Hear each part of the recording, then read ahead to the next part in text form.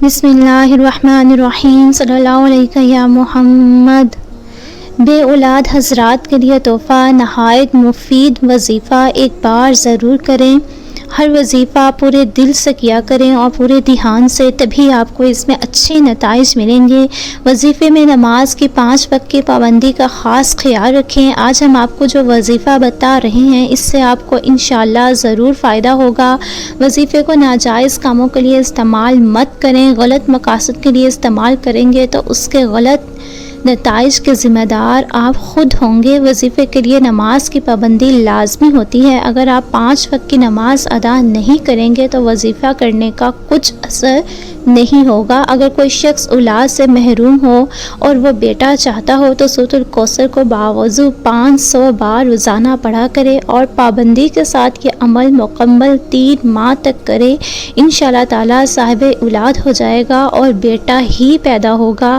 اگر 1000 بار یا اول و آخر درود شریف 11 بار پڑھ لے اور اس نیت سے کہ حضور پاک صلی اللہ علیہ وآلہ وسلم کی زیارت نصیب ہو تو انشاءاللہ تعالیٰ زیارت سے فیض بشارت سے کامیاب ہوگا۔ نزول باران رحمت کے وقت 100 بار پڑھیں، جو دعا مانگیں گے قبول ہوگی۔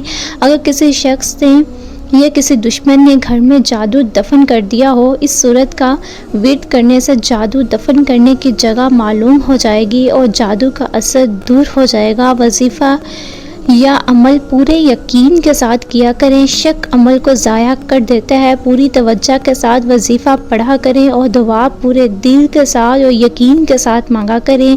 رزق حلال کا اہتمام کریں۔ حرام غذا عمل کے اثر کو ختم کر دیتی ہے۔ ہر عمل اللہ کی رضا کے لیے کریں، مالک راضی ہوگا تو کام بنے گا۔ ان افراد کے وظائف اور عمل سے بے اثر رہتے ہیں جو نماز اور دیگر فرائض ادا نہیں کرتے۔ حرام کاموں سے بچیں، حرام کاموں سے روحانیت کو نقصان پہنچتا ہے، تب عمل اثر نہیں کرتا۔ الفاظ کی تصحیح کا اہتمام کریں، الفاظ غلط پڑھنے سے معنی بدل جاتے ہیں۔ صفائی اور پاکیزگی کا اہتمام کریں، ہمیشہ ہنستے مسکراتے ہوئے رہیں۔